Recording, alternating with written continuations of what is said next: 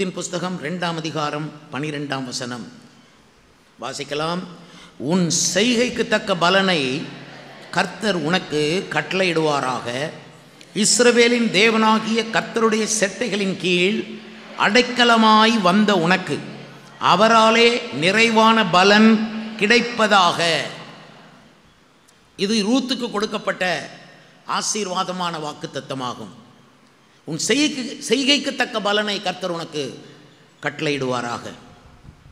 இஸ்ரவேலின் தேவனாகிய கர்த்தரின் கீழ் அவருடைய செட்டைகளின் கீழ் அடைக்கலமாக வந்த உனக்கு அவராலே நிறைவான பலன் கிடைப்பதாக. நகோமியை பின்பற்றி சென்றால் ரூத் தன்னுடைய சொந்த தேசமாகிய மோவாபை விட்டாள், சொந்த உறவினர்களை விட்டாள், வீடு வசதிகள் எல்லாவற்றையும் விட்டாள். நகோமி பின்னாலே போனாள்.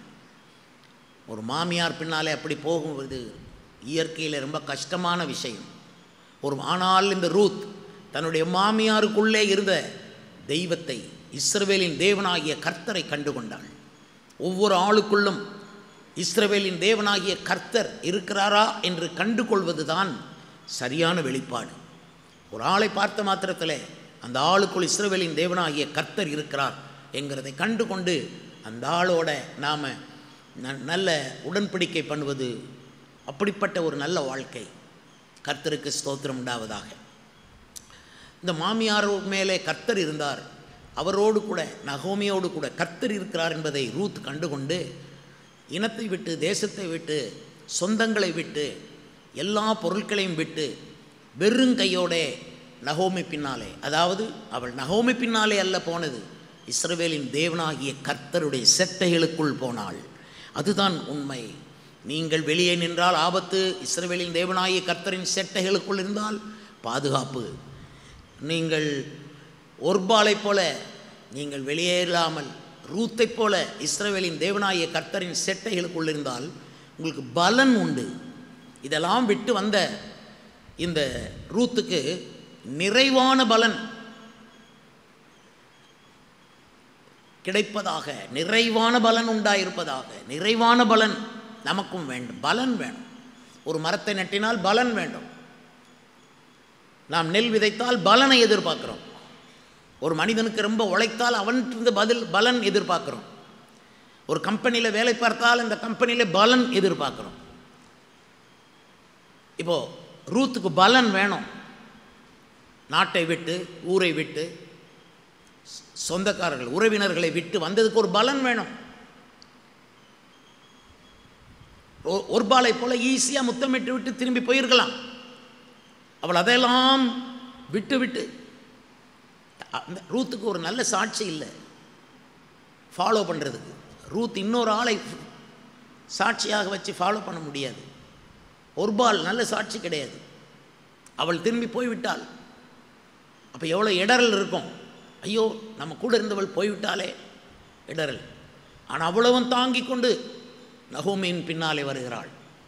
அவள் நகோமியின் பின்னாலே வந்ததில்லை, இஸ்ரவேலின் தேவனாகிய கர்த்தரின் செட்டைகளின் கீழ் வந்தது. இன்றைக்கு நீங்கள் சும்மா ஒரு ஆலயத்துக்கு வந்து அமர்ந்திருக்கவில்லை, இஸ்ரவேலின் தேவனாகிய கர்த்தரின் செட்டைகளின் கீழ் வந்திருக்கிறீர்கள். அந்த செட்டைகளின் கீழே உங்களை அவர் பாதுகாத்து வருகிறார். இன்று முதல் அதுதான் உண்மை. கர்த்தருக்கு ஸ்தோத்திரம் உண்டாவதாக. அந்த ரூத்துக்கு நிறைவான பலன் வேணும். வெறுங்கையோடு வந்தவள், ஆனால் அவளுக்கு நிறைவான பலன் வேண்டும். கர்த்தர் இன்றைக்கு உங்களுக்கும் நிறைவான பலனை கொடுக்க போகிறார். உங்கள் ஒவ்வொருவருக்கும் பலன் வேணும். நீங்கள் எதெல்லாமோ விட்டு வந்திருக்கலாம், எத்தனையோ கஷ்டங்களை தாண்டி வந்திருக்கலாம், எத்தனையோ உபத்திரவங்களை தாண்டி வந்திருக்கலாம், கல்லும் முள்ளும் உள்ள கடின பாதையிலே வந்திருக்கலாம், நிந்தையை தாங்கியிருக்கலாம், அநேக விசனங்கள் உங்கள் வாழ்க்கையில் வந்திருக்கும், அதை தாங்கியிருக்கலாம், ஏளனங்களை தாங்கியிருக்கலாம், நஷ்டங்களை தாங்கியிருக்கலாம், உறவுகளை நீங்கள் இழந்திருக்கலாம், உறவினர்கள் உங்களை பகைத்திருக்கலாம், வெறுத்திருக்கலாம். இதுக்கெல்லாம் பலன் வேணும். நம்ம இயேசுவை நோக்கி நடக்கிற ஒவ்வொரு நடைக்கும் பலன் வேணும். நம்ம முழங்கால் போடுறதுக்கு பலன் வேணும். அவரை பாடுவதற்கு பலன் வேணும். பலன் வேணும். கஷ்டப்பட்டு சம்பாத்தியம் பண்ணி அதில் ஒரு பங்கை தேவனுடைய ஊழியத்திற்கு கொடுக்கிறோம். பலன் நமக்கு வேணும்.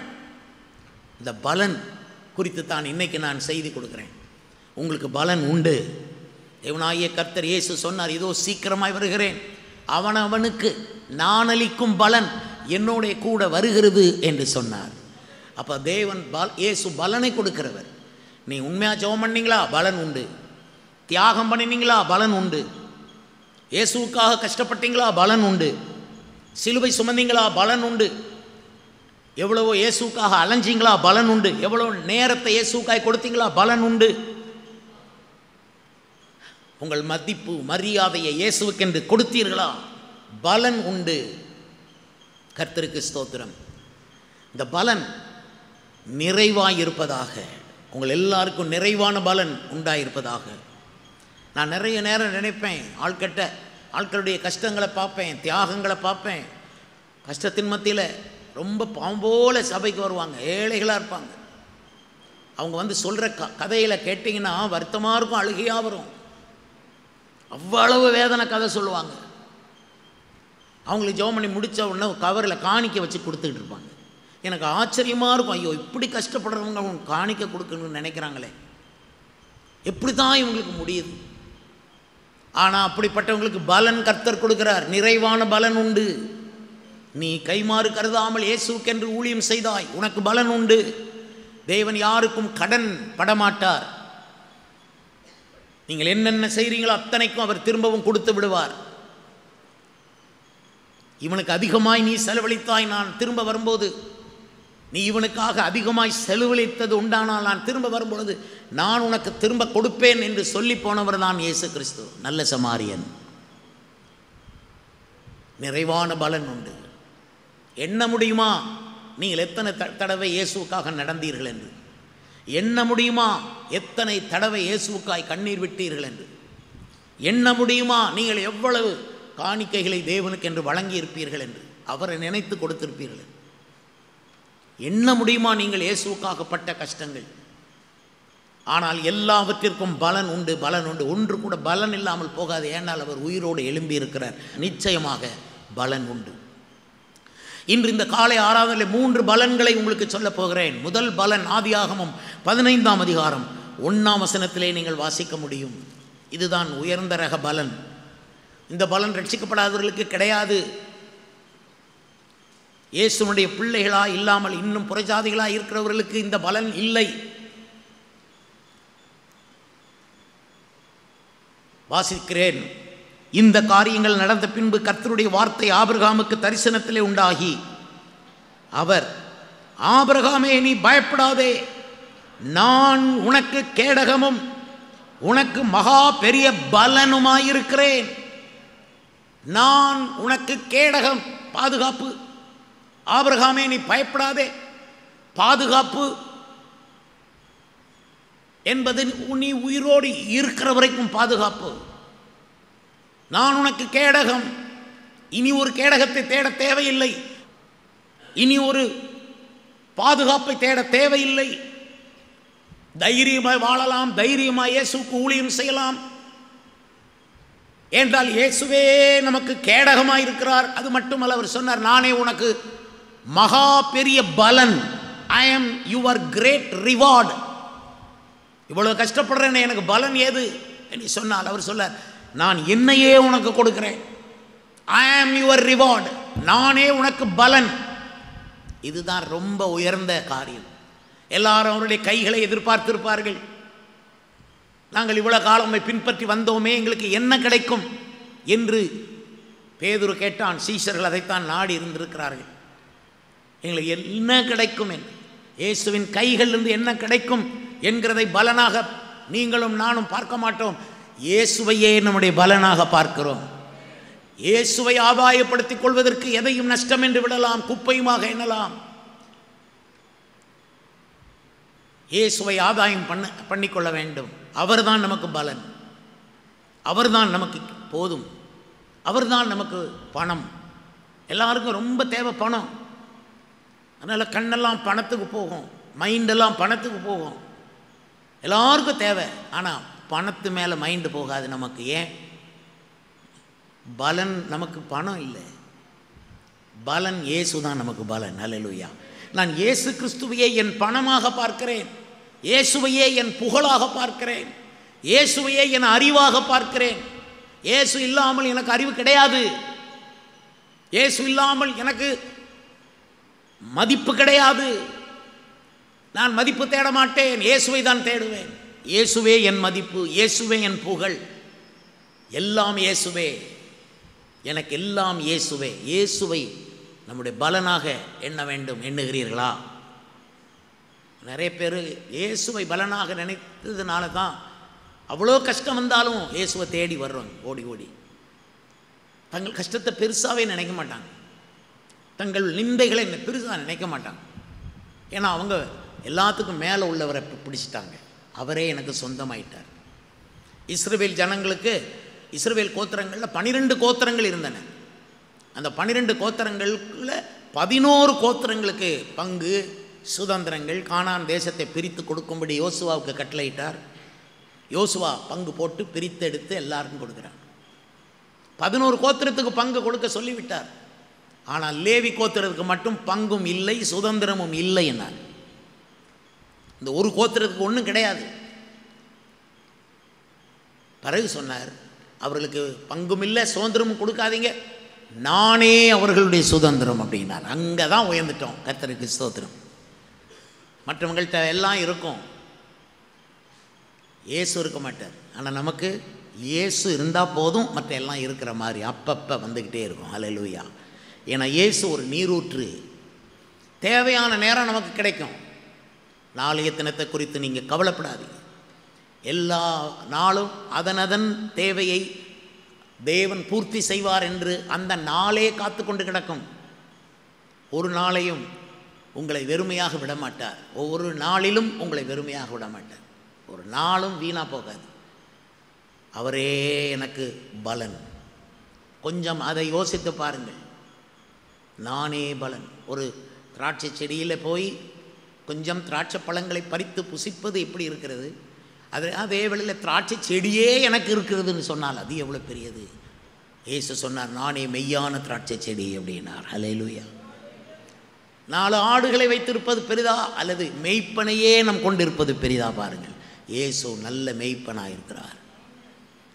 கட்டடம் நல்லது தான், எல்லா வசதியும் இருக்கிற கட்டடம் சந்தோஷம்தான். ஆனால் அதன் வாசலே எனக்கு இருக்குது. இயேசு தான் எனக்கு வாசல்னு சொல்வது எவ்வளோ பெரியது. இயேசு சொன்னார், நானே வாசல், நானே நல்ல மெய்ப்பன். ஹல்லேலூயா, ஹல்லேலூயா. நண்பர்களே, சகோதர சகோதரிகளே, பாதையை தேடிக்கொண்டே அலைய வேண்டாம், கிடைக்காது. இயேசுவையே உங்கள் பாதையாக நினைங்க. அவர் தான் பாதை, அவர் தான் வழி. ஹல்லேலூயா, ஹல்லேலூயா. அதனால தான் அவர் சொன்னார், நானே உனக்கு பலன். நிறைவான பலன் இயேசு தான், மற்றதெல்லாம் குறைந்த பலன் தான். நீங்கள் நிறைய பேர் எவ்வளவோ சேவை செய்கிறீங்க, தியாகமாக வாழ்கிறீங்க, அத்தனைக்கும் பலன் இயேசு போதும். அதனால தான் உம்மை ஆதாயப்படுத்திக் கொள்வதற்கு நான் எல்லாவற்றையும் நஷ்டம் என்று விட தயாராக இருக்கிறேன் என்றார் பவுல். அவரை ஆதாயப்படுத்த. அவர்தான் உனக்கு கேடகம், அவர்தான் உனக்கு சுதந்திரம், அவர்தான் உனக்கு பலன். பலன்னு சொல்கிற வார்த்தையை இன்னொரு நமக்கு விளங்குற வார்த்தையில் சொன்னால் சம்பளம். நம்மளோ வேலை பார்க்குறேனே, எனக்கு சம்பளம். அப்போ அவர் சொல்லாருப்பா, நான் தான் உனக்கு சம்பளம், போதுமாண்டவரேன்னு சொல்லி கைத்தட்டி பாடி அவரை சந்தோஷப்படுத்துவோம். அவர் நம்மளை சந்தோஷப்படுத்துவார். இன்பமான பாதை. ஊழியக்காராக எங்களுக்கு சம்பளம் கிடையாது. நான் ஊழியத்தில் வந்ததிலிருந்து இதுவரை சம்பளம் வாங்கினது இல்லை, இனியும் வாங்கப் போகிறது இல்லை. எனக்கு இன்னும் சம்பளம் குறிக்கப்படாது. கர்த்தருக்கு ஸ்தோத்திரம். இயேசுவே உங்களோட சம்பளமானால் எவ்வளவு உழைப்பீங்க அவருக்காக, எவ்வளோ அலைவீங்க, எவ்வளோ நடப்பீங்க. ஏன்னா அவரே சம்பளமாக கிடைக்கிறாராமே. அப்போ நான் எல்லாம் எப்படி ஜெபம் பண்ணுவேன்? ஆண்டவரே, இன்னும் எனக்கு வேலை கொடுங்க. give me more work to do in the kingdom of God. இயேசுதான் நம்முடைய நிறைவான பலன். அவர் சொன்னார், நீ பயப்படாதே ஆபிரகாமே. ஏன் அவன் பயந்தான் தெரியுமா? ஆபிரகாம், அவனுக்கு பிள்ளை இல்லை. 3ஆம் நாள் வசனத்தை வாசித்து பார்த்தீங்கன்னா, நீர் எனக்கு என்ன தருவீர், நான் பிள்ளையற்றவனாக இருக்கிறேனே. அவன் உள்ளுக்கு ஒரு விசனம் இருந்திருக்கு, பிள்ளை இல்லையே, என் எதிர்காலம் எப்படி இருக்குமோ, உள்ளுக்கு ஒரு விசனம் அவனுக்கு இருக்குது. அதனால தான் சொன்னார், நான் தான் உனக்கு சுதந்திரம், நான் தான் உனக்கு மகா பெரிய பலன். அதாவது நான் தான் உனக்கு பிள்ளை, நீ அது இல்லைன்னு வருத்தப்படாத, இது இல்லைன்னு வருத்தப்படாத. நான் தான் உனக்கு வீடு, நான் தான் உனக்கு ஆஸ்தி, நான் தான் உனக்கு சொந்தம், நான் தான் உனக்கு வாழ்வு, உன் சந்தோஷம் நான் தான். அல்லேலூயா! எவ்வளவு பெரிய ஜீவனுள்ள தேவனை நாம் ஆராதிக்கிறோம். இயேசு தான் என் சந்தோஷம். இயேசு. எல்லாரும் சந்தோஷமாக இருக்க பார்ப்பாங்க. நான் எவ்வளோ கஷ்டப்பட்டேனே, எனக்கு ஒரு சந்தோஷத்தை தரமாட்டாரா? என் சந்தோஷமே இயேசு தான். அவர் சொன்னார், ஆபிரகாமே பிள்ளை இல்லைன்னு வருத்தப்படாத. இன்னைக்கு உங்களை பார்த்து சொல்கிறார், பயப்படாத. உனக்கு வசதி இல்லைன்னு பயப்படாத, உனக்காக கிட்ட யாரும் இல்லையேன்னு பயப்படாத. நானே உனக்கு பலனாக இருக்கிறேன்.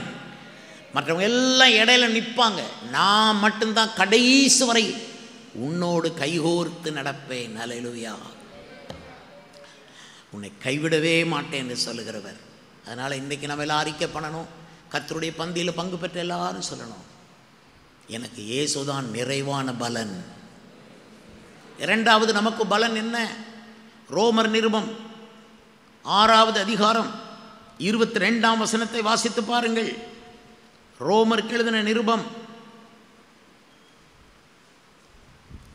6ஆம் அதிகாரம் 22ஆம் வசனம். இப்பொழுது நீங்கள் பாவத்தினின்று விடுதலையாக்கப்பட்டு தேவனுக்கு அடிமைகளானதினாலே பரிசுத்தமாகுதல் உங்களுக்கு கிடைக்கும் பலன் முடிவோ நித்திய ஜீவன். பரிசுத்தமாகுதலை பலனாய் கொடுக்கிறார். இது எல்லாருக்கும் இல்லை. நான் தான் முதலே சொன்னேன், இந்த 3 பலனும் யாருக்குமே இந்த பூமியில் வேறு எவருக்குமே கொடுக்க மாட்டார். இது அவருடைய மகனுக்கும் மகளுக்கும் அவருடைய சொந்த பிள்ளைகளுக்கும் உரிய 3 பலன்கள். பிறருக்கு கிடைக்காது. பிறருக்கு வேணால் பொன்னையும் பொருளையும் கொடுத்துட்டு அவர் பாட்டில் இருக்கலாம். தங்க சுரங்கங்களை கொடுத்துருக்காரு சில நாடுகளுக்கு. சில நாடுகளுக்கு நிலக்கரி சுரங்கங்களை கொடுத்துருக்காரு. சில நாடுகளுக்கு பவள பாறைகளை கொடுத்துருக்காரு. சிலருக்கு என்னென்னமோ அங்கங்கே அவங்களுக்குடைய செழிப்பை அங்கங்கே வச்சுருக்காரு. அந்தந்த நாட்டுக்கு அந்தந்த நாடுக்கு உரிய செழிப்பு இருக்குது. ஒரு நாடும் குறைவுன்னு சொல்ல முடியாது, ஒன்றும் இல்லைன்னே சொல்ல முடியாது. அரபி தேசம்தான் பாலைவனமாக கிடந்தது, அங்கேயும் கொண்டு எண்ணெயை வச்சுட்டார். எல்லா நாட்டுக்கும் பட்சபாதம் இல்லாமல் கொடுத்துட்டார். ஆனால் வளம் முக்கியமல்ல, இதையெல்லாம் கொடுக்க வல்லமை உள்ள தேவன் மனுஷனுக்கு தேவை. இந்த ஆண்டவர் என்ன எதிர்பார்க்கிறார் நம்மகிட்ட? நீங்கள் பாவத்திலிருந்து விடுதலையாக்கப்பட வேண்டும். 1. 2வது, நீங்கள் தேவனுக்கு அடிமையாக வாழ வேண்டும். இதுக்கெல்லாம் ஆண்டவர் சீசன் கொடுத்துருப்பார். கொஞ்சம் காலம், இதில் கொஞ்சம் காலம், அதில் கொஞ்சம். பாவத்திலிருந்து விடுதலை ஆகிறது ரொம்ப காலம் கிடையாது, அது ஒரே நாளில் முடியும். கொஞ்சம் கொஞ்சமாக பாவத்திலிருந்து விடுதலை ஆக்கிட்டு இருக்கிறேன்னு சொல்கிற ஆட்களை நான் நம்புறதே கிடையாது. அது ரட்சிப்பு இல்லை, அது நீயா உன்னைய கொஞ்சம் நல்லா ஆக்கிக்கிடுற, அவ்வளோதான். நீ ஒரு சன்மார்க்கன், அவ்வளோதான். சன்மார்க்கனுக்கு பரலோகம் கிடையாது. சன்மார்க்கனையும் துன்மார்க்கனையும் சங்கரிக்க போகிறார். சன்மார்க்கனாய் வாழ்வது அல்ல ஆண்டவர் சொன்னது. பாவ மன்னிப்பு ஒரே நாளில் வருது. அதுவும் யாராலே வரணும்?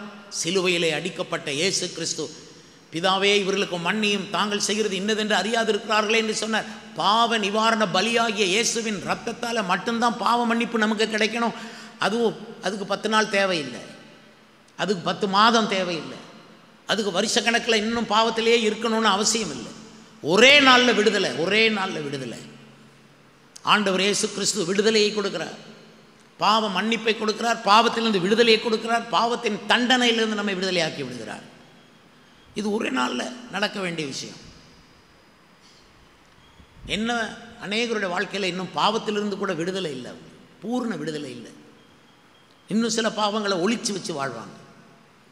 அவங்க நினைப்பாங்க இந்த பாவம் யாருக்குமே தெரியாது, அது ரகசிய பாவமாக இருக்கும், அது அந்தரங்க பாவமாக இருக்கும். இந்த விஷயத்தில் பரவாயில்ல, இது நம்ம பண்ண பரவாயில்ல, இந்த தப்பு பரவாயில்ல, இப்படி யார் தான் அப்படி பார்க்க போனால் யார் தான் நல்லவன் உலகத்தில், எல்லாருக்கும் தான் இருப்பாங்கன்னு ஒரு எண்ணம். அப்படி இல்லை. நீ பாவத்திலிருந்து விடுதலை ஆக்கப்படணும். அதுதான் முதல் பாதை. ரெண்டாவது, நீ தேவனுக்கு அடிமையாக வாழ்கிறதுக்கு ஒரு சீசனை தருவார். அங்கே போய் நீ பெரிய ஆளாக உன்னை காட்டக்கூடாது. உன் பக்தி பெருசு, அல்லது உன் விசுவாசம் பெருசு, அல்லது உன் குலம் பெருசு, உன் கோத்திரம் பெருசு அப்படின்னு அங்கே போய் காட்டக்கூடாது. அடிமையாக வாழணும்.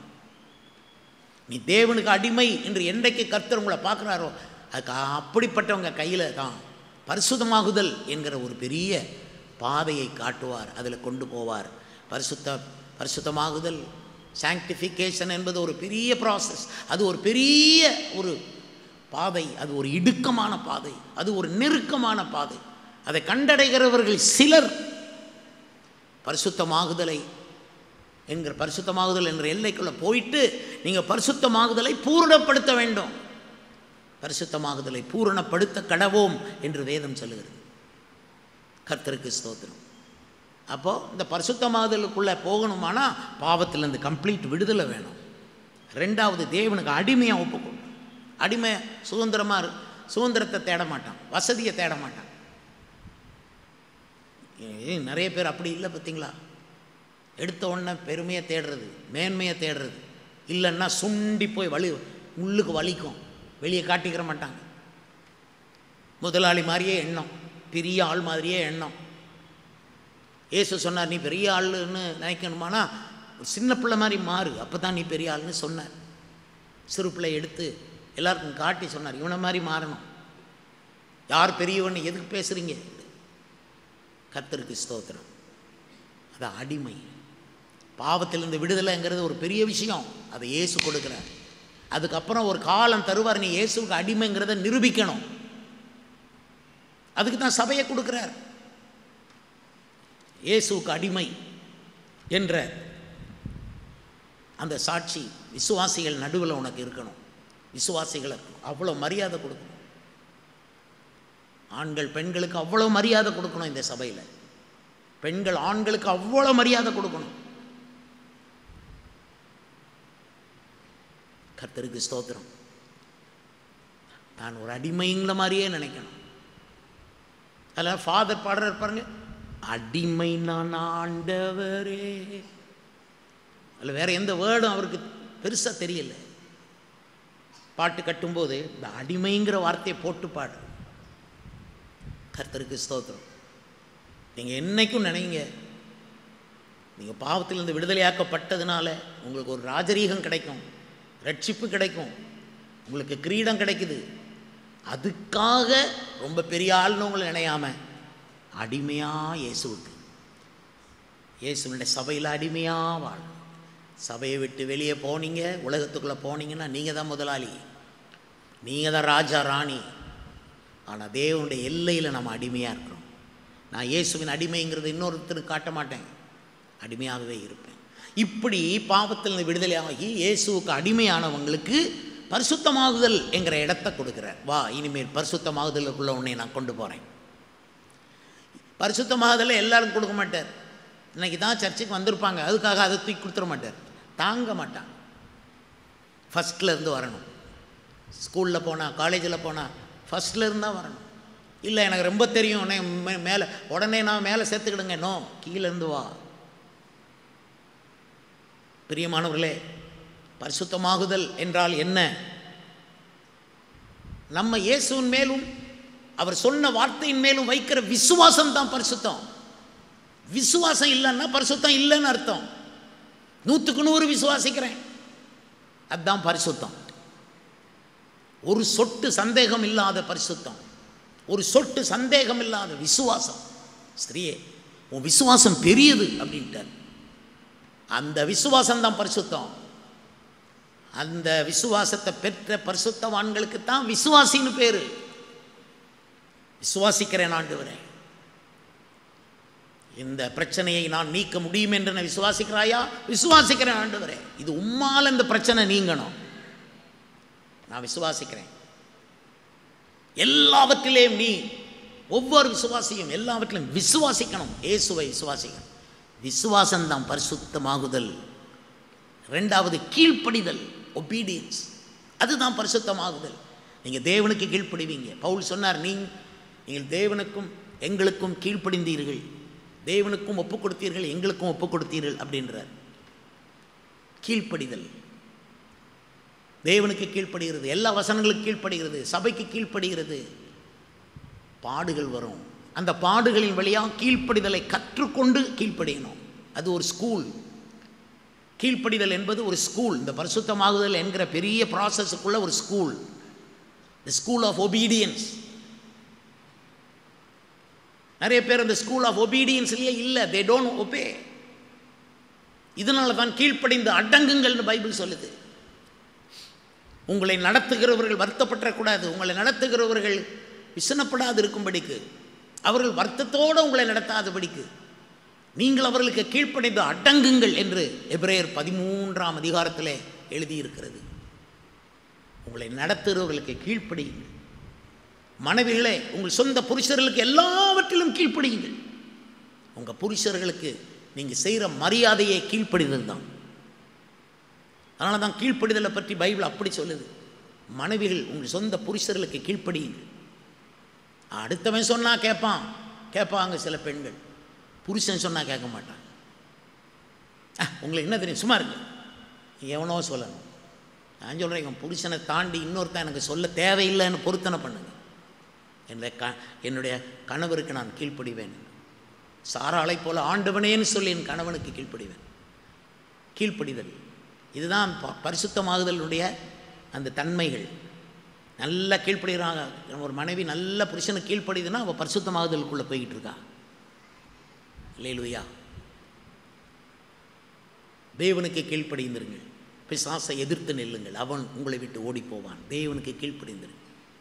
இந்த கீழ்ப்படிதல் இல்லாததுனால நிறைய பேர் மேலே சந்தேகம் வருது. இவங்க இன்னும் பாவத்தில் விடுதலை ஆனாங்களா, இவங்க தேவனுக்கு அடிமை ஆனாங்களா தெரியலையே, ரோஷக்காரங்களாக இருக்காங்களே, பெருமைக்காரங்களாக இருக்காங்களே, ஏன் இப்படி இருக்காங்க, இதுக்கு எவ்வளோ நாள் ஆகும்? ஒரு மனுஷன் தேவனுக்கு அடிமையாகிறதுக்கு ரொம்ப சிம்பிள் அல்லவா? ஏசு ரொம்ப பெரியவர் அல்லவா, ரொம்ப அன்பானவர் அல்லவா, பாசமுள்ளவர், ஜீவனை தந்தவர் அல்லவா, அவருக்கு அடிமையாக வாழ்றதில்லை, என்ன தயக்கம்? அதனால் கீழ்ப்படிதல் தான் பரிசுத்தமாகுதலுடைய அனுபவம். மூன்றாவது, இயேசுவுக்கு ஃபஸ்ட் பிளேஸ் கொடுக்கறது தான் பரிசுத்தமாகுதல், கிவிங் ஃபஸ்ட் பிளேஸ். சொந்த பந்தங்கள்லாம் ஓரமாக உட்காருங்க, மனைவி பிள்ளைகள்லாம் அங்கே உட்காருங்க. நான் இயேசு அண்டை போகிறேன், இயேசுவிடத்தில் பேசிவிட்டு தான் அங்கே வருவேன். அதுதான் தேவனுக்கு முதலிடம் கொடுத்தல். யாக்கோபு தேவனுக்கு முதலிடம் கொடுத்தான். மனைவி மக்களெல்லாம் யாப்போக்கு நதிக்கரையில் போங்க நீங்கள் அந்த பக்கம், let me go to my lord and my father, let me talk to him first. பிள்ளைகள் விளையாடக்கூடாது, no, I want to talk with him first. அவருக்கு தான் முதல் இடம். பரிசுத்தமாகுதலில் போகிறவங்க தேவனுக்கு முதலிடம் கொடுப்பாங்க. கொடுக்குறீங்களா? முதல் இடம் அவருக்கு, முதற் பங்கு அவருக்கு, முதற் குழந்தை அவருக்கு. உங்கள் பிள்ளையில் மூத்த பிள்ளை, பிள்ளை இயேசுவுக்கு ஃபர்ஸ்ட் பிளேஸ் கொடுக்கறது இயேசுவுக்கு. பார்த்துக்கலாம், அப்படி சொல்லக்கூடாது. ஐயா நீங்கள் தான் நிற்கணும். கல்யாண வீட்டில் அத்தனை சொந்தக்காரங்க வரலாம், ஆனால் வேண்டாம், அவங்க வந்தாலும் நீங்கள் தான் முதலிடம் நிற்கணும். ஐயா இயேசுவேன்னு சொல்லி அவரை வருந்தி கல்யாண வீட்டுக்கு அழைக்கணும். அப்போ பிள்ளைகள் நல்லா இருப்பாங்க. கல்யாணம் கட்டி 4 மாதத்தில் பிரச்சனை வந்துட்டு அடித்து போட்டார், குடிச்சிட்டு வராருன்னு வராது. ஒவ்வொரு சாப்பாட்டுக்கும் இயேசு முதல் இடத்துல வைக்கிறீங்களா? சம்பளம் வாங்கிட்டு வந்த உடனே அந்த கடனை எப்படி அடைக்க, அந்த பேங்க்கில் எப்படி போட, இந்த ஆளுக்கு ஏன் அப்படி நினச்சிங்க? தேவ சபையில் தேவனுக்குரியது முதல் பங்கு தேவனுக்கு கொடுக்கணும். அது இல்லை வாழ்க்கை, அது இல்லை பரிசுத்தம். சில பேர் நான் பரிசுத்தமாக இருக்கேன், நீ என்ன பேசினாலும் நான் சம்மதிக்க மாட்டேன். வேதம் தெரிந்தவன், விபரம் தெரிந்தவன் சொல்லுகிறேன், நீ உன் முதல் பங்கை, முதலிடத்தை தேவனுக்கு கொடு.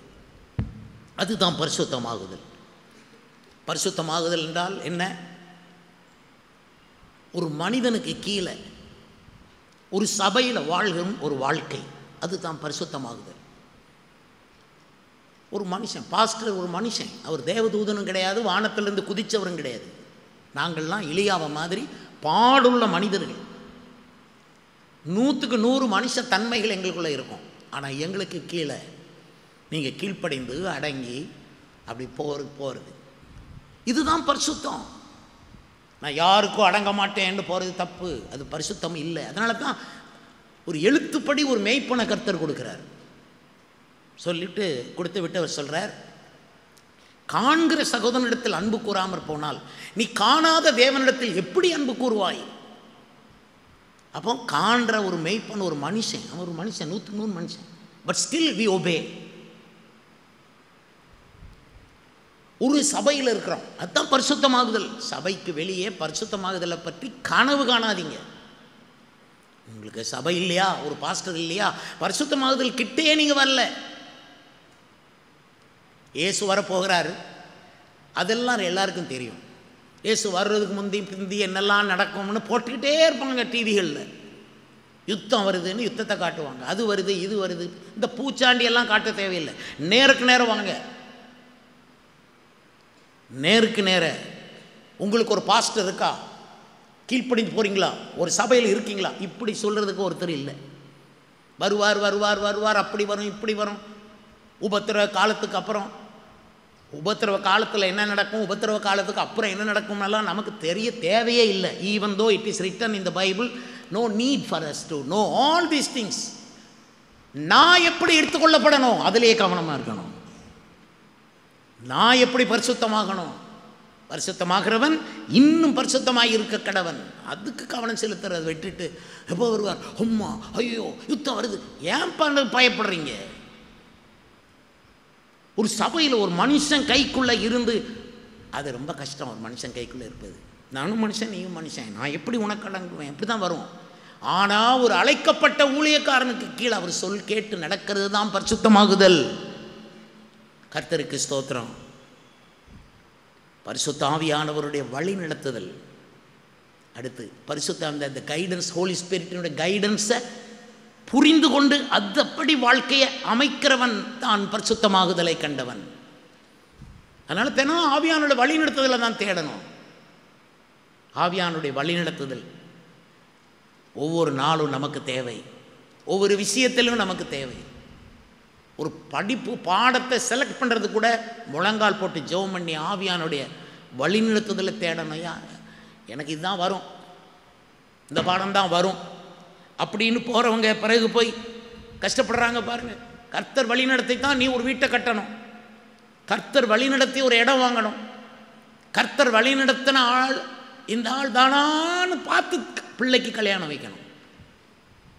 சும்மா வசதியானவன் பார்த்து கொடுங்க, பிறகு அழுதுட்டு வாங்க. என்ன பண்ண, கண்ணீரை துடைப்போம், திரும்ப ஜெபம் பண்ணுவோம். நல்ல மனசு அப்படி தான் விட்டு போச்சு. கொஞ்சம் கூட நினைக்க மாட்டேங்கிறாங்களே கர்த்தரை. மாப்பிள்ளை ரட்சிக்கப்பட்டவனா, பரிசுத்தாய் பெற்றானா, அவன் எந்த சபைக்கு போகிறான், அவருக்கு என்ன சாட்சி இருக்குது. முதல் சாட்சி பாஸ்டர் சாட்சி. ஊரில் உள்ளவங்க சாட்சியெல்லாம் கேட்கக்கூடாது, நேராக பாஸ்டர்கிட்ட போய் இந்த ஆளை பற்றி நீங்கள் என்ன சாட்சி கொடுக்குறீங்க. பாஸ்டர் நல்ல சாட்சி சொன்னால் அதை எடுத்துக்கலாம். கர்த்தருக்கு ஸ்தோத்திரம் உண்டாவதாக. நண்பர்களே, பரிசுத்தாவின் வழி நடத்துதலையே வாழ்கிற ஒருத்தன் தான் பரிசுத்தமாகுதலை கண்டவன்.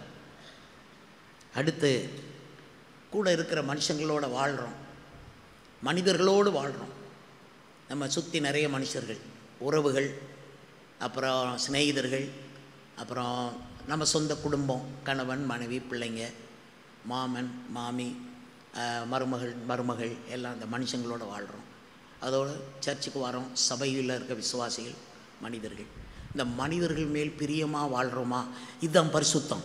எந்த மனிதனையும் தாங்குகிறோம், சகிக்கிறோம், அவனை தூக்கி எறிஞ்சு நம்ம பேசுகிறது இல்லை. யாரையும் டிஸ்டர்ப் பண்ணாமல் வாழ்கிற வாழ்க்கை, யாரையும் தொடாமல் வாழ்கிற வாழ்க்கை. இன்னொருத்தனை இடிச்சிட்டு வாழக்கூடாது. எங்கே போனாலும் இன்னொருத்தனை இடிக்கிற மாதிரி வாழக்கூடாது. இன்னொருத்தனுக்கு நோவு வரும்படி வாழக்கூடாது. இதுதான் பரிசுத்தமாகுதல்.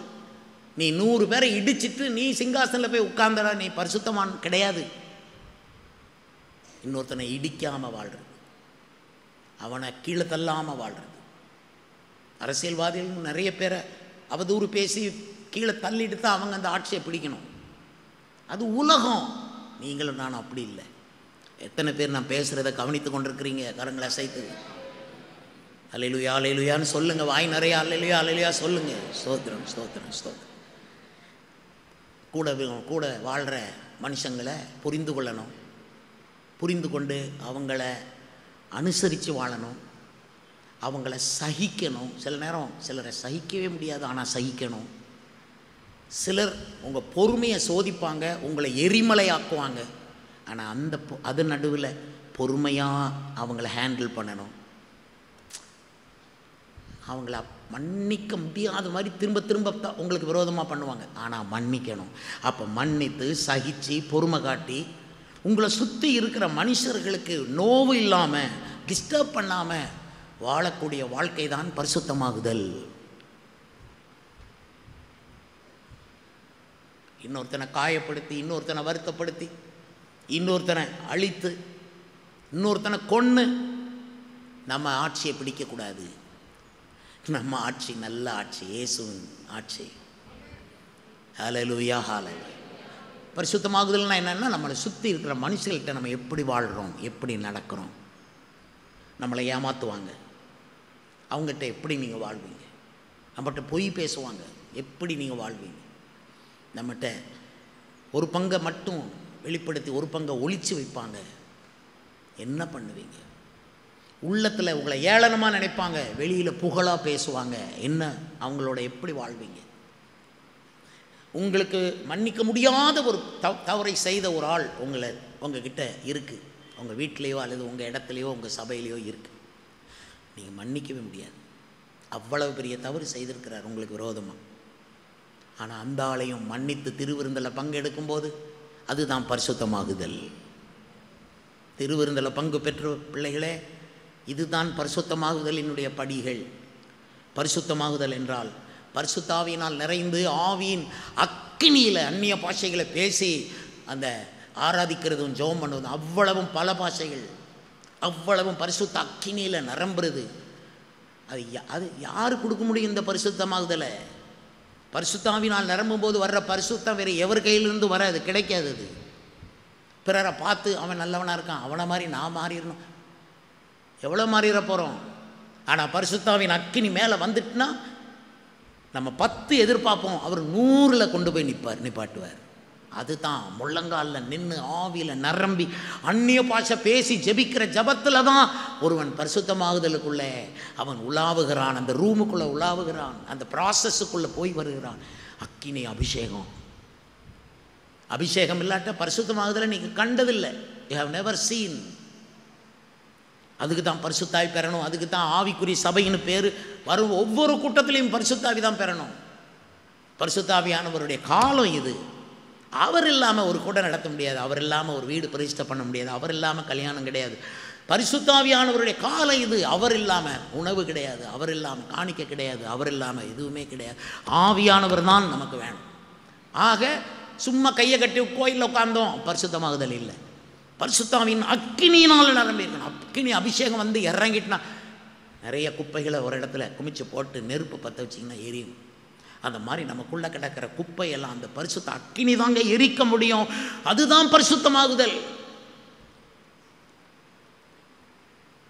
உங்கள் திராசில் நீங்கள் நல்லவங்களாக இருப்பீங்க, பரிசுத்தாவியினுடைய திராசில் குப்பையாக தெரியும். அவர் நியாயத்தின் ஆவியினாலும் சுட்டரிப்பின் ஆவியினாலும் அந்த இரத்த பழிகளை நீக்குவார் என்று சொல்லியிருக்கிறார். அதுதான் பரிசுத்தமாகுது. நான் இன்னும் 10வது பாயிண்ட் சொல்கிறேன்.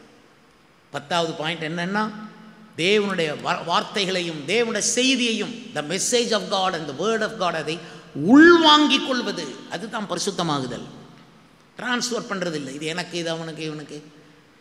நிகழ்வுகள் ஒவ்வொன்றுக்கும் ஒரு வாக்குத்தத்தம் தேடுறது, அப்படி தேடாமல் எந்த செய்தி தேவன் கொடுத்தாலும் நான் உள்வாங்கிறேன். பரிசுத்தமாகுதலில் வந்தவன் செய்திகளை உள்வாங்குவான், மறக்க மாட்டான் செய்திகளை. பேசுகிறவர் ஆவியானவர். அவருடைய செய்தியை மறக்கிறோம்னா நம்ம எவ்வளோ கீழே போயிட்டோம்னு அர்த்தம். அவர் கொடுக்கிற செய்தியை மறக்கக்கூடாது. கர்த்தருக்கு மகிமை உண்டாவதாக. தேவ வசனங்களை உள்வாங்குவது தான் பரிசுத்தமாகுதல். அதுக்கப்புறம் இனி நான் அல்ல, கிறிஸ்துவே என்னில் வாழ்கிறார், பிழைத்திருக்கிறார் என்று சொல்வது தான் பரிசுத்தமாக. சர்ச்சில் இருக்கும்போது எனக்கு எதுவுமே வேண்டாம், நான் அல்ல, அப்படி தான் நமக்கு தோணும். வீட்டில் போனவுடனே என்ன தோணும்? இனி நான் தான், இனி நீர் அல்ல. நிறைய பேர் லைஃப் அப்படி இருக்கக்கூடாது. வாழ்நாளில் எல்லாமே நான் இல்லை, அவர் தான். பரிசுத்தமாகுதலுக்குள்ளே வந்தவன் தன்னை முன்னால் காட்டவே மாட்டான், இயேசுவை தான் காட்டுவான். தான் படிப்பை பட்டத்தை காட்ட மாட்டான், தான் அனுபவத்தை காட்ட மாட்டான், இயேசுவை தான் காட்டும். ஹல்லேலூயா, ஹல்லேலூயா, ஹல்லேலூயா. இனி நான் அல்ல, எனக்குள் பிழைத்திருக்கிறது இயேசு தான். என்னை பார்க்க மாட்டீங்க, நீங்கள் இயேசுவை தான் பார்ப்பீங்க. கர்த்தருக்கு ஸ்தோத்திரம். 12வது, இயேசு மறுபடியும் வருவார், என் மீட்பர், என் நேசர், என் மணவாளன் மறுபடியும் வருவார்ன்னு எதிர்பார்த்து காத்திருக்கிறோம் பாருங்க. அவங்க தான் பரிசுத்தமாகுதலில் வந்தவங்க. அவர் வரும்போது பார்த்துக்கிறோம். இப்போ பரவாயில்ல, இப்போ எனக்கு பலன் கிடைக்காட்டா பரவாயில்ல, அவர் வரும்போது கொடுப்பார். ஸோ பரிசுத்தமாகுதல்ங்கிறது ரொம்ப ஒரு 12 பாயிண்ட் நான் சொன்னேன். அது அவ்வளோ இணைந்த ஒரு அனுபவம் தான் பரிசுத்தமாகுதல் என்பது. இது யாருக்கு கொடுப்பார்? நீங்கள் பாவத்திலிருந்து விடுதலையாகி தேவனுக்கு அடிமையாக வாழும்போது இது உங்களுக்கு கிடைக்கும். பரிசுத்தமாகுதலை நீங்கள் பூரணப்படுத்துவதற்கு ஒரு பெரிய காலப்பகுதியை கொடுப்பார். அடிமையாக வாழ்கிறதுக்கு கொஞ்சம் காலப்பகுதி, ஆனால் பரிசுத்தமாகுதலை பூரணப்படுத்த நிறைய காலப்பகுதியை கொடுப்பார். அதுக்கப்புறம் அந்த காலப்பகுதி முடியும் போது அவர் நம்மை அழைத்து செல்வார். ஆகவே இன்று காலை வேளையிலே, ஆபிரகாமே நீ பயப்படாதே, நானே உனக்கு கேடகமும் மகாபலனுமாயிருக்கிறேன் சொல்கிறார். கர்த்தர் தான் நமக்கு ரிவார்டு. 2வது, பரிசுத்தமாகுதல் தான் நமக்கு ரிவார்டு.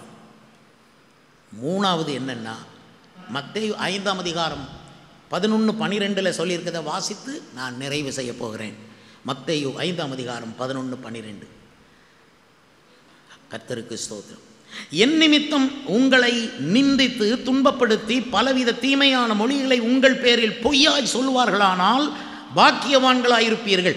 சந்தோஷப்பட்டு களி கூறுங்கள், பரலோகத்திலே உங்கள் பலன் மிகுதியாயிருக்கும். இதுதான் 3வது பலன். பரலோகத்தில் பலன் இருக்காங்கிறது தான் முக்கியம். எல்லாத்தையும் பூமியில் வாங்கி காலி பண்ணிட்டு பரலோகத்தில் போகும்போது வெறும் கையோட போகிறதில்லை. பரலோகத்தில் பலன், சந்தோஷப்பட்டு களி கூற முடியும். பலனை பார்த்தா பேங்க்கில் இவ்வளோ ரூபா இருக்குது இன்னும் உங்களுக்கு தெரிஞ்சால் கொஞ்சம் சந்தோஷமாக இருக்கும், இளைப்பாறுதலாக இருக்கும், சமாதானமாக இருக்கும். பேங்க்கில் ஒன்றுமே இல்லைன்னா சாகணும் போல வரும்.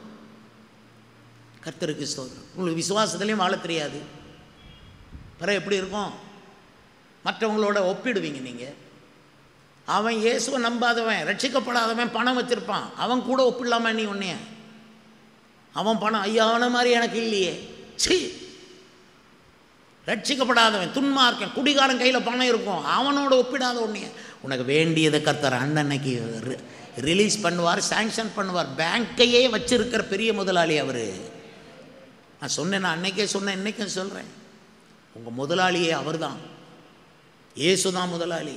முதலாளின்னா சும்மா வார்த்தை கிடையாது, முதல் போட்டவருக்கு தான் முதலாளின்னு பேர். சொல்லுங்கள், யார் முதலாளின்னு சொல்லுவோம்? முதல் போட்டவர். நான் ஏன் முதலாளின்னு சொல்கிறேன்? எனக்குள்ள அவர் நிறைய முதல் போட்டிருக்காரு. அதே வார்த்தையை தான் உங்களுக்கு சொல்கிறேன். உங்களுக்குள்ள நிறைய முதல் கொண்டு கொண்டு கொண்டு கொண்டு போடுவார், மாதம் போடுவார். இந்த ஆகஸ்ட் மாதத்தில் ஒரு பெரிய முதலீடு உங்களுக்குள்ளே கொண்டு வந்து சேர்ப்பார். அவர் தான் பெரிய முதலாளி. அல்லேலூயா.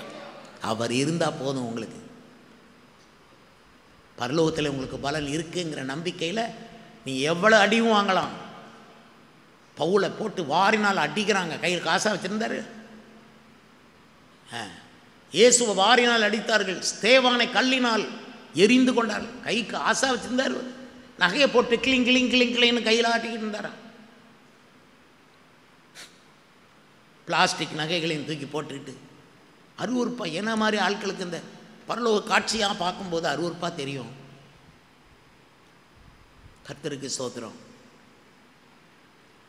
உங்கள் பிள்ளைகளை அப்படி வளர்க்காதீங்க. பிள்ளைகளுக்கு மகிமையை சொல்லிக் கொடுங்க. உலகம் வேண்டாம், இந்த உலகத்தை காட்டாதீங்க. அவங்களுக்கு உலகத்தை ஓவராக காட்டியிருப்பீங்க. பிள்ளை நீ காட்டின பாதையில் போயிட்டுது, அப்புறம் எதுக்கு உட்காந்து அழுகிற? ஐயோ பிள்ளை போயிட்டுதே, ஐயோ பிள்ளை போயிட்டுதே. ஏன் போச்சு? நீ தானே உலகத்தையே காட்டின, பரலோகத்தை காட்டு. பரலோகத்துக்கு உடனே போயிடாது. அவர் ஜீவாதிபதி, கரெக்டாக வச்சுட்டாங்க. பாஸ்டர் இவ்வளோ கஷ்டப்படுறேன், எனக்கு எப்போ பாஸ்டர் பலன் கிடைக்கும்? பரலோகத்திலே உங்களுக்கு பலன் உண்டாயிருக்கு, அதனால் பூமியில் இவ்வளோ கஷ்டப்படுறீங்க, நீங்கள் ஏன் சந்தோஷமாக இருக்கீங்க பாஸ்டர்னா? எங்களுக்கு பலன் இருக்குல்ல. இப்போ நீ வேர்க்க வேர்க்க வாழ்கிற, கண்ணீரோடு வாழ்கிற, துன்பத்தோடு வாழ்கிற, முள்ளாக மிதித்து வாழ்கிற, நீ சகிச்சு வாழ்கிற, மன்னிச்சு வாழ்கிற, பொறுமையாக வாழ்கிற. இதெல்லாத்துக்கும் பலன் வச்சுக்கிட்டே கூப்பிடுவார். அல்லேலூயா. இதோ நான் சீக்கிரம் வருகிறேன், அவனவனுக்கு நான் அளிக்கும் பலன் என்னோட கூட வருகிறது. பரலோகத்தில் மட்டும் நமக்கு பலன் இல்லை அப்படின்னா, நான் முதலாவது உங்களெல்லாம் தூக்கி எரிஞ்சிட்டு நான் போயிடுவேன். கர்த்தருக்கு இவங்களை ஏன் நான் சகிக்கணும்? இவங்களை நானாக பெற்றேன். பரலோகத்தில் பலன் இருக்குது. அல்லேலூயா. பாஸ்டர், எனக்கு ஒரு 2-3 பிள்ளைகள் இருக்குது, அதை வளர்த்தா பரலோகத்தில் பலன் கிடைக்குமா? ஆமாம், உங்கள் பிள்ளைய நீங்கள் கரெக்டாக வளர்த்தீங்கன்னா பரலோகத்தில் பலன் உண்டு. நீங்கள் கரெக்டாக வளர்ப்பீங்கன்னு தானே உங்களுக்கு அந்த பிள்ளைய தேவன் கொடுத்தார். பிள்ளைய நீங்கள் தெய்வ பயம் இல்லாமல் வளர்த்துட்டா பிறகு குடல் உருவிடுவார். பார்த்துக்கிடுங்க. கர்த்தருக்கு பயந்த ஒரு வழிகளில் நடக்கணும். சரி, இவ்வளோ நேரம் தேவனுடைய செய்தியை கேட்ட உங்களுக்கு நான் நன்றி தெரிவிக்கிறேன். பலன் இயேசுவால் நமக்கு வருகிறது. பலன் வருகிறது மட்டுமல்ல, அவரே நமக்கு பலனாக இருக்கிறார். எபிரேயர் 11ஆம் அதிகாரத்தில் மோசையை பற்றி சொல்லியிருக்கிறது. அவன் இனி வரும் பலன் மேல் நோக்கமாக இருந்து, எப்படி சொல்லுங்கள், இனி வரும் பலன். இப்போ இன்னைக்கே பலன் எதிர்பார்க்காதீங்க, இனி வரும் பலன். இயேசு வருவார், பலனை எனக்கு தருவார். அதனால் 3 பலன்களை சொன்னேன். 3 பலன்களும் உலகத்துக்கு கிடையாது, உங்களுக்கும் எனக்கு மட்டும்தான். அவரே பலன். பரிசுத்தமாகுதல் ஒரு பலன். அதுக்கப்புறம் நம்ம படுற அத்தனை கஷ்டங்களுக்கும் பாடுகளுக்கும் ஊழியங்களுக்கும் தக்க பலன் அவர் வச்சிருக்கிறார், நமக்கு சேர்த்து வைப்பார். அந்த பலனை பெற நம்மை ஒரு நாள் அழைத்து செல்வார்.